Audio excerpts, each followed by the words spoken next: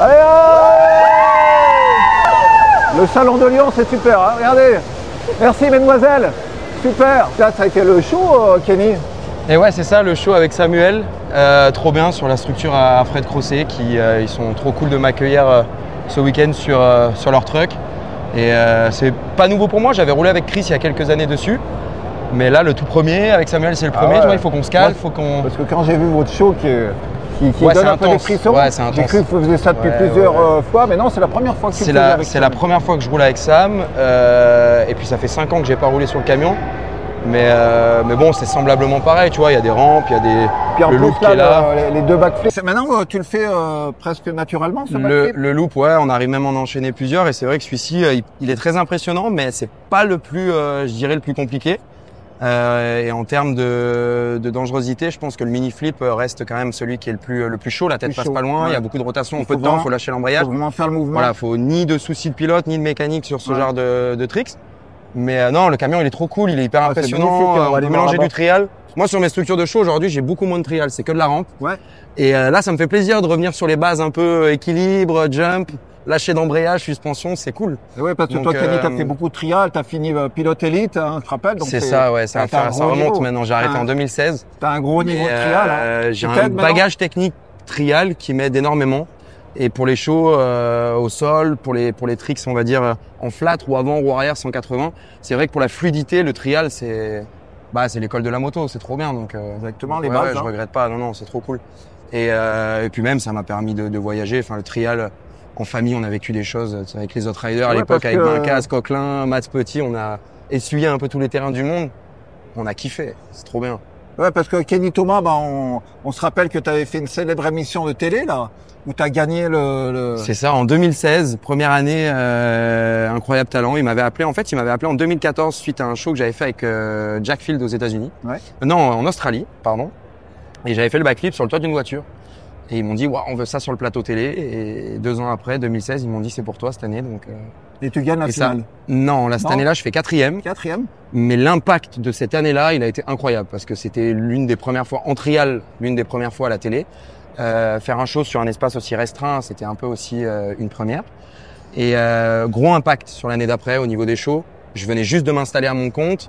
Il y avait des Jean-Pierre Goua qui avaient attaqué, il y avait Christophe Bruand qui était là depuis des années, Fred, Julien Dupont, Julien Perret. Eux, ils avaient déjà leur truc et moi, ça m'a permis d'arriver par la petite porte, mais finalement avec une demande de show assez importante. Donc ouais, c'est cool, c'est un tremplin qu'il a fallu prendre. La puissance de la télé, c'est incroyable, ça m'a pas mal aidé, ouais. Et aujourd'hui, j'en surfe encore dessus, donc c'est que c'est positif, quoi, ça fonctionne. Tu roules sur Sherco, hein? C'est ça, j'ai signé avec Sherco au début du Covid 2020. D'accord.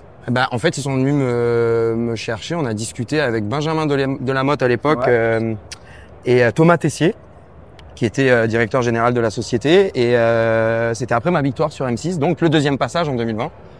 Et j'ai signé Sherco de suite après. Et là, on voit que tu es à l'aise avec cette moto. Hein. Elle est trop bien. C'est une moto qui est hyper joueuse. Puis là, on est sur le nouveau modèle avec le nouveau cadre. Elle a un look d'enfer. Non, c'est trop bien.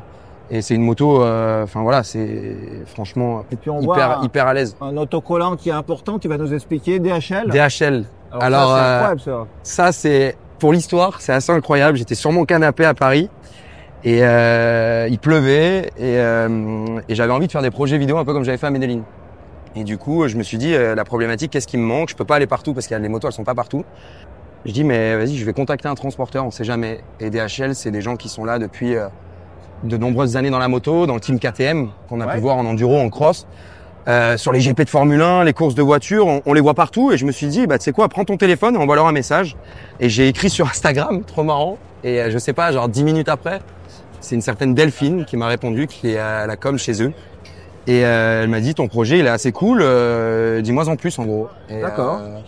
Et l'idée, c'était d'être un colis DHL qui voyage un peu dans le monde. Là, entre autres, c'était à Los Angeles, pour réaliser son rêve en fait, et puis faire des petites vidéos et même des longs formats avec son petit frère. Ça aussi c'est cool, c'est un peu à l'image de Relsan, on fait ça en famille et c'est trop bien. Et en plus sur ta chaîne YouTube, tu expliques bien comment t'as profité de ce partenariat avec DHL pour expliquer comment envoyer une moto. En fait c'est ça, dans la vidéo on a expliqué, on en a profité pour expliquer, je trouvais que c'était assez ludique et assez cool. Et puis c'était une question qui revenait souvent quand on voyageait, même à l'époque du championnat du monde, c'est comment tu fais pour amener ta moto au Japon, comment tu fais Bah, ça part par avion, donc du coup là c'était cool, je trouvais d'expliquer ça, le paquetage, le démontage, l'emballage. Ça a été une mission un peu, mais je trouve qu'on l'a plutôt bien expliqué. En plus, DHL ont grave joué le jeu, ils m'ont envoyé des images un peu d'archives d'avions qui décollent et tout, donc c'était vraiment quali. Et non, je suis vraiment bien content. Et puis les retours sont bons. Voilà, j'ai une petite chaîne YouTube, elle démarre. J'ai pas pour ambition de l'actualiser tous les jours parce que c'est quand même un travail et un budget énorme.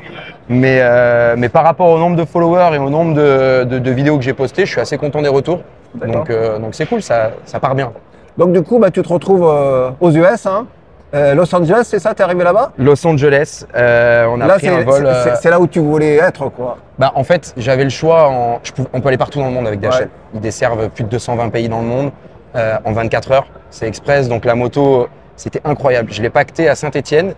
Le lendemain, elle part le matin en camion à CDG pour prendre l'avion. Ouais. Il m'envoie un message le lendemain soir. C'est bon, c'est arrivé à LA. Donc en fait, c'est incroyable. Ça vole comme nous, ça met 12 heures. C'est déchargé, c'est pacté. Et c'était chez DHL Los Angeles, à côté de l'aéroport. Truc de ouf. Et quand tu reçois ton texto, il y a même les livreurs, ils m'ont envoyé, vu qu'il y avait marqué colis dangereux, machin et tout, ils m'envoyaient les vidéos. On a bien ta moto, on a bien ton truc, trop bien. Non, l'expérience de ouf. Et pourquoi Los Angeles? Bah, quitte à choisir une destination, autant faire celle qui tape le plus, quoi, qui frappe d'entrée de jeu. Et LA, pour moi, c'est le jeu de PlayStation, GTA, le start du motocross. Toutes les stars sont là-bas. La création du skateboard. Ouais, mais même le rêve américain, ça pourrait être partout, New York, Baltimore, un peu. Mais là, vraiment, c'est pour la culture urbaine, pour moi, Los Angeles, c'est vraiment là-bas que tout est parti. Le hip-hop avec Tupac, le skateboard dans les piscines à l'époque, avec les E-Boys. Ouais, c'est incroyable. C'était là-bas que je voulais être. Donc là, tu as pu faire dans des spots incroyables, hein, et je crois que tu es arrivé même dans un désert, mais un endroit improbable. Alors, on a raidé Los Angeles, on a raidé Hollywood. Ça, c'était un passage que je voulais faire quand même, c'est assez cool. On a fait le skatepark de Venice Beach. Alors là, c'est assez incroyable parce que je me suis pointé le matin à 7h30, c'est interdit aux trottinettes et interdit aux BMX. Ça veut dire que c'est 100% skateboard. Et quand j'ai vu ça, j'ai dit bon, bah, c'est mort, on va rentrer, on va aller rouler ailleurs. Et il y avait le mec qui passait le balai dedans, qui nettoyait le parc avant que les kids ils arrivent, et je lui ai demandé si on pouvait faire des images. Alors, au début, il m'a regardé un peu de haut, il me dit t'es sûr? Je dis ouais, t'inquiète pas. Il me dit bon, bah, vas-y, roule un peu. Direct, j'ai envoyé un flip pour le rassurer, lui dire que j'étais pas là pour faire n'importe quoi et que j'étais vraiment là à titre professionnel. Il a kiffé, il a lâché son balai, il est venu nous voir. Il me dit trop bien, bah vas-y, roule, t'as 1 heure avant que les gens arrivent. Donc j'ai roulé jusqu'à 8h30, j'ai poncé le parc. Et incroyable, je pense que je suis l'un des seuls pilotes moto à avoir posé mes roues là-bas, sur le skatepark au bord de la plage, un truc de ouf. Super, hein. Ouais. Et puis ce désert là? Alors ce désert, je l'avais vu sur une vidéo, sur un reportage YouTube. Assez incroyable, c'est spécial hein, l'ambiance là-bas. C'est à 3h30 de route, il y a beaucoup de toxicomanes, il y a des affaires de meurtre, il y a des trucs, il n'y a pas de police en fait. Et je crois que c'est l'un des derniers lieux de non-droit aux États-Unis, c'est-à-dire que pas d'électricité, pas d'eau courante. Ouais. Ils ont personne, c'est-à-dire que si quelqu'un est malade et en gros, il est tout seul. Il n'y a personne le SAMU n'y va pas, il n'y a pas de. Donc c'est vraiment un truc très antisocial et très à part du monde dans lequel on vit naturellement, tu vois. Et je trouvais que d'aller passer là-bas, d'aller faire un petit clin d'œil, j'étais pas rassuré, mais je trouvais que c'était cool. Et le skatepark qu'ils ont fabriqué sur place, c'est un peu ghetto, ça bouge un peu. Mais il est incroyable. Ouais. Les images, c'est fou. T'as des images incroyables. Ouais, j'adore. C'était trop bien. Donc, t'es revenu avec des images incroyables. Puis en plus, c'est une aventure humaine avec tes amis. Voilà, j'ai pris mon meilleur. Ouais, alors mon frère, il me filme 99% de mon temps. Ma chérie est venue là, elle a pu prendre des jours trop bien. Et mon meilleur pote qui avait des jours à poser, je lui dis, viens avec nous, on va à LA. On a kiffé. C'est super. Hein. Ouais, mais c'est un truc de ouf. C'était trop bien. J'en ai les frissons quand on en parle et tout. Merci Kenny. Hein. Trop bien. Merci à vous. On va suivre parce que voilà, toi t'es c'est gentil. Ouais. Je suis un peu moins dans le trial, mais je suis quand même. Vous faites pas mal d'interviews et tout, c'est gentil. Et merci pour les partages de vidéos. J'ai vu que vous aviez tout balancé, donc super. C'est trop cool. Merci à vous. Merci. Regardez bien sa chaîne YouTube. On la mettra en Bordeaux. Merci Trial Club. Ciao.